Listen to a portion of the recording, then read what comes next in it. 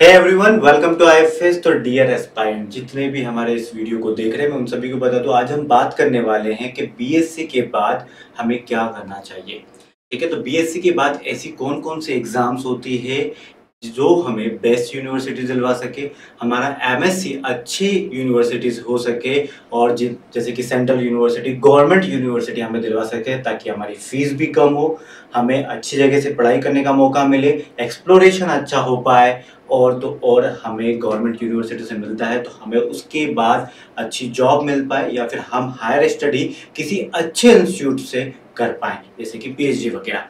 ठीक है एवरीवन, तो सबसे पहले बीएससी एस्पायरेंट जितने भी होते हैं, जो बीएससी के फर्स्ट ईयर, सेकंड ईयर या थर्ड ईयर में यदि आप हो, तो ये वीडियो आपके लिए है गाइस। क्योंकि मैं खुद जब बीएससी कर रहा था, उस टाइम बीइंग पे मुझे खुद ये सर्च करता था मैं यूट्यूब और हर जगह कि बीएससी के बाद मुझे क्या कर सकता हूँ, मेरे पास क्या क्या मौके होते हैं जिस पर मैं जा सकता हूँ। जैसे कि एमएससी एंट्रेंस एग्जाम्स होती हैं, तो ये कौन कौन सी होती हैं, उनमें क्या क्या होता है, और मुझे ये कुछ भी नहीं पता था। तो ये आप सभी के लिए आप जान सकते हो। तो आज हम बात करेंगे कि बीएससी के बाद हम क्या कर सकते हैं। ठीक है, और सेकेंडरी हम बात करेंगे कि बीएससी के बाद हम क्या कर सकते हैं, वो तो फर्स्ट पॉइंट हो गया। और हम एमएससी के लिए कौन कौन सी एग्जाम्स होती हैं, क्योंकि बीएससी के बाद आप सभी को पता है एमएससी ही की जाती है, और एमएससी आप अच्छे इंस्टीट्यूट से करो तो ज़्यादा बेहतर होता है। क्योंकि बहुत सारे एस्पायरेंट को मैंने देखा है बीएससी के जस्ट बाद ही वो जॉब करना स्टार्ट कर देते हैं, बट जॉब करना इज नॉट आवर जॉब। ठीक है, क्योंकि जॉब करने से सिर्फ क्या होगा, आप बीएससी के बाद कहीं पे भी जॉब करने जाओगे तो वहां पर सिंपल से आपको 10K 15K मिलेगा, यानी कि 10 to 15,000 ओनली। क्योंकि बीएससी डिग्री का उतनी ज्यादा वैल्यू अब नहीं रही।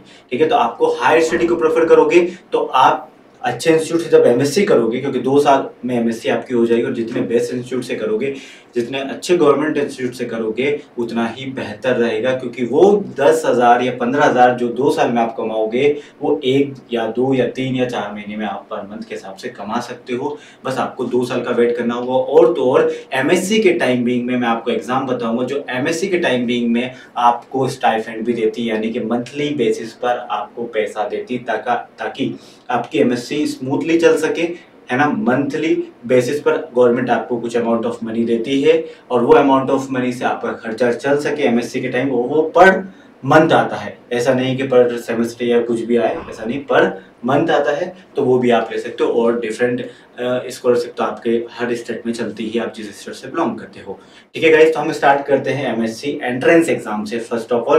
क्योंकि मैंने आपको बताया हायर स्टडी प्रेफर करोगे तो उतना अच्छा पैकेज लगता है, और उतनी बेस्ट यूनिवर्सिटी से करते हो तो उतना ज्यादा एक्सप्लोरेशन, ठीक है, वो सब चीजें। क्योंकि कम एज में जॉब करना 10K 15K, तो उससे इंक्रीमेंट नहीं होता। जब आप जॉब करके 1 साल हो जाएगा तो कौन आपको 15,000 से 15K से 16K करेंगे, वो 16,000 करेंगे ज्यादा से ज्यादा। यदि आप कहीं पे एमएससी करने के बाद यदि 50K पे लगते हो, 50,000 की सैलरी पे लगते हो, तो उसका इंक्रीमेंट भी डबल होता है, ज्यादा होता है। डबल तो नहीं बोलना चाहूंगा यहाँ पे, तो वो इंक्रीमेंट भी बहुत ज्यादा होता है। तो आप वो पैसे बाद में डबल उसमें कमा सकते हो, जो आप एमएससी करने के टाइम पे कमा रहे होंगे। ठीक है, तो मैं इसलिए आपको एमएससी एंट्रेंस एग्जाम के बारे में जानकारी देने आया हूँ। तो यहाँ पर टॉप 4 नेशनल एग्जाम के बारे में हम जानकारी लेते हैं आज। तो टॉप 4 नेशनल एग्जाम कौन कौन सी है उसके बारे में। ये नेशनल एग्जाम से आपको एमएससी एंट्रेंस एग्जाम भी बोला जाता है, जिससे आप क्वालिफाई करने के बाद आप एक अच्छे इंस्टीट्यूट से एमएससी कर सकते हो, जैसे कि आईआईटी से, जेएनयू से, डीयू से, दिल्ली यूनिवर्सिटी से, ठीक है, जामिया इस्लामिया से, सेंट्रल यूनिवर्सिटी से, ठीक है, और बनारस हिंदू यूनिवर्सिटी से। इतनी टॉप नॉच, टॉप लेवल की यूनिवर्सिटी से आप एमएससी कर सकते हो। बट उससे पहले उनमें एडमिशन के लिए आपको इन एग्जाम्स को क्वालिफाई करना होगा, ताकि आप उन बेस्ट यूनिवर्सिटीज में एडमिशन ले सको। आईआईटीज, एनआईटीज, आईसर, आईआईएससी, ठीक है। तो ये सारी बेस्ट इंस्टीट्यूट में आपको एडमिशन चाहिए, तो आपको कुछ एग्जाम्स हैं उनको क्वालिफाई करनी होगी। इनमें से एक एग्जाम भी आपने क्वालिफाई की तो आपको अच्छा इंस्टीट्यूट मिलेगा डेफिनेटली। वो एग्जाम कौन कौन सी है, तो चलिए बात करते हैं। एक है JAM exam, IIT JAM, Indian Institute of Technology Joint Admission Test for Masters, IIT JAM exam. ये फिजिक्स, केमिस्ट्री, मैथ्स, बायोटेक्नोलॉजी, यानी कि जो हमारे बायोलॉजी वाले एस्पायरेंट हैं उनके लिए वो कौन सी एग्जाम दे सकते हैं, आईआईटी जैम बीटी का। जो फिजिक्स से बिलोंग करते हो आईआईटी जैम फिजिक्स का एग्जाम दे सकते हैं, जो बिलोंग करते हैं केमिस्ट्री बैकग्राउंड से तो वो आईआईटी जैम केमिस्ट्री का एग्जाम दे सकते हैं। ठीक है, आप प्रिपरेशन फर्स्ट सेकंड या थर्ड ईयर से स्टार्ट कर सकते हो और ये एग्जाम आपको थर्ड ईयर बीएससी के थर्ड ईयर फाइनल ईयर में आप ये एग्जाम्स होती हैं वो आप ये एग्जाम दे सकते हो। सेकंड एग्जाम है गैट-बी, पहला आईआईटी जैम, सेकंड है GAT B graduate aptitude test for biotechnology के एग्जाम। ठीक है, ये एग्जाम आपको दो चीजें प्रोवाइड करती है। आईआईटी जैम आपको आईआईटीज प्रोवाइड करती है, इस एग्जाम को क्वालिफाई किया तो आप आईआईटीज में जा सकते हो, एनआईटीज में जा सकते हो, आईआईएससी में जा सकते हो, आईसेट्स में जा सकते हो। अब गैट-बी का एग्जाम यदि आपने qualify graduate aptitude test for biotechnology तो इससे बेस्ट इंस्टीट्यूट डीयू बीएचयू ये तो ठीक है, बेस्ट इंस्टीट्यूट तो मिलेंगे ही मिलेंगे, एनआईटीज भी मिलता है इससे गैट-बी से, तो आपको बेस्ट इंस्टीट्यूट तो मिलेंगे। उसके साथ साथ आप ये मात्र एक ऐसी एग्जाम है, एमएससी एंट्रेंस एग्जाम है जो आपको मंथली बेसिस पे स्टाइपेंड भी प्रोवाइड करती है, यानी कि मंथली बेसिस पे आपके अकाउंट में गवर्नमेंट 5000, अभी 5000 है जब ये वीडियो बना रहा हूँ, कुछ टाइम बाद ये इंक्रीज भी होता है, तो इंक्रीमेंट हो जाए तो एक बार आप क्रॉस चेक डबल देख कर लीजिएगा। 5000 तो मिनिमम है यदि आप एमएससी इन बायोटेक्नोलॉजी या अप्लाइड में करना चाहते हैं तो, बट आप एग्रीकल्चर में एमएससी कर रहे तो आपको 7500 है। ठीक है, तो ऐसे यहाँ पर अलग अलग स्ट्रीम के अकॉर्डिंगली भी यहाँ पर स्टाइपेंड है, बेस्ट इंस्टीट्यूट भी और साथ में मंथली बेसिस पे खर्चा भी आपको मंथली का।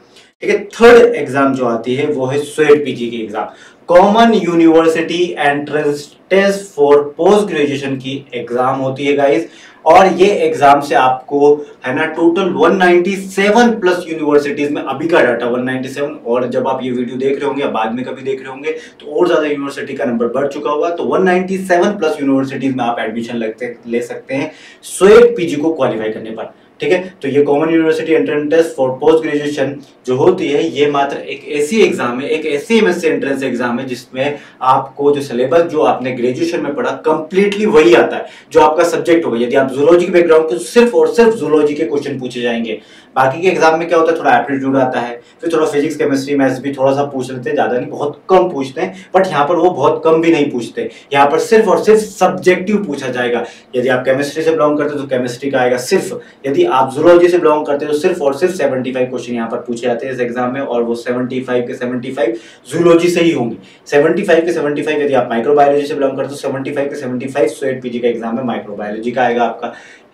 यदि आप बायोकेमिस्ट्री से बिलोंग करते हो तो स्वेट पीजी बायोकेमिस्ट्री का एग्जाम होता है, उसमें कंप्लीट 75 क्वेश्चन सिर्फ और सिर्फ बायोकेमिस्ट्री से आते हैं।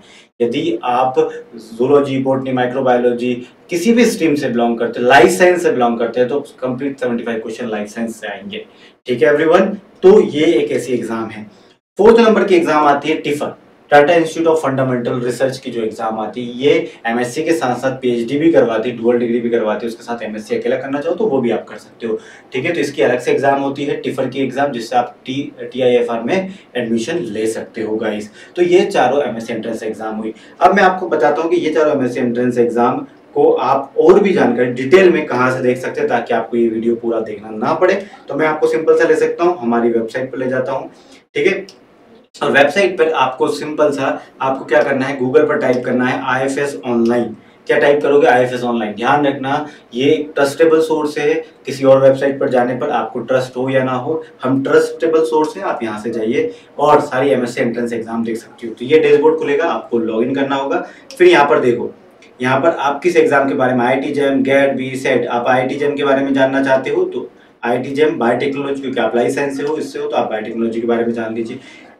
ठीक है, अब यहाँ पर आपको क्या क्या मिलता है, तो आपको online courses, test series, study material ये बहुत नेग्लिजिबल प्राइस में मिलता है। उसके साथ साथ लर्न फ्री के सेक्शन में आप सारी ऑल लर्न फ्री में जाइए, लर्न फ्री के बाद ऑल अबाउट आईआईटी जैम, यहाँ पर कंप्लीट सिलेबस देख सकते हो आईआईटी जैम का, बायोलॉजी में क्या क्या पूछा जाता है, ये कंप्लीट सिलेबस है जो आप देख पा रहे होंगे।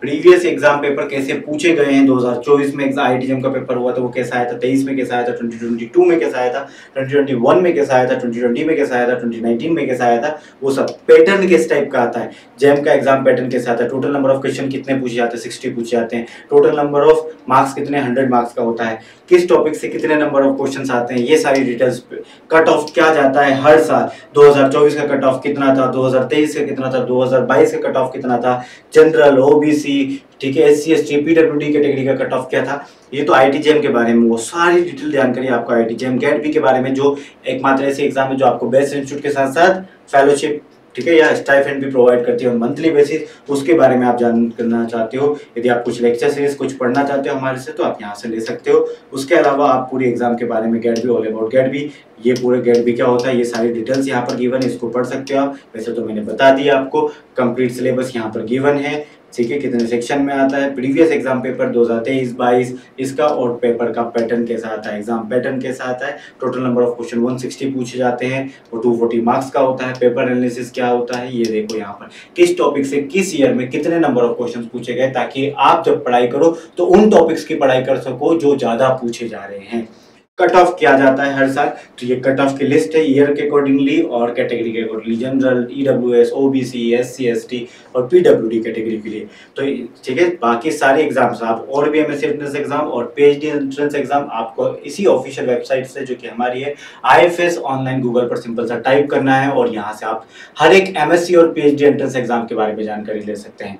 ठीक है एवरीवन, तो सिंपल सा आईएफएस ऑनलाइन सर्च कीजिए और all about MSc entrance exam आप जान सकते हैं। तो बीएससी के बाद आई होप आपका ये डाउट क्लियर होगा कि ऐसी कौन कौन सी एग्जाम्स हैं जो आप क्वालिफाई कर सकते हो। और मेरी बात मानी, इजीली क्वालिफाई होती है ये एग्जाम, बहुत इजी सी, ठीक है, और इतना प्रिपेयर करने में कोई खर्चा भी नहीं आता। आप भी देख रहे हो आईएफएस की वेबसाइट पर maximum content free of cost available है, आप यहाँ से तैयारी कर सकते हो। और यदि आपको और ज़्यादा अपनी तैयारी मजबूत करने के लिए, तो हमारे रिकॉर्डेड कोर्स, हमारा लाइव बैच भी चलता है जो कि बहुत नॉमिनल कॉस्ट में लिया जाता है, तो आप वो करके तो उसमें भी ज्वाइन हो सकते हो। ठीक है, और फॉर मोर वीडियोस, आप किसी बारे में जानकारी चाहते हैं तो इसी वीडियो के नीचे कमेंट बॉक्स में जरूर कमेंट कीजिए। Till then bye bye, take care and happy learning guys. बने रहिए हमारे इसी यूट्यूब चैनल के साथ। यदि आपने सब्सक्राइब नहीं कर रखा हो तो please subscribe our YouTube channel. ठीक है everyone, bye bye, take care and happy learning guys.